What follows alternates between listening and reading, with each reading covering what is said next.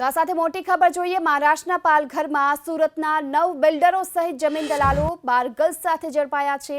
પાલઘરના green park club રિસોર્ટમાં પોલીસે red પાડી અને આ દરમિયાન બિલ્ડરો ઝડપાઈ ગયા છે। હોટેલની બાજુમાં જ બંગલો ભાડે રાખી સુરતના બિલ્ડરો અને જમીન દલાલોએ દારૂની પાર્ટી અને 12 ગર્લ્સના ડાન્સનું આયોજન કર્યું હતું। રેવ પાર્ટીનું આયોજન ભિલાડના નિપમ શાહ અને હસન ખાને કર્યું હતું।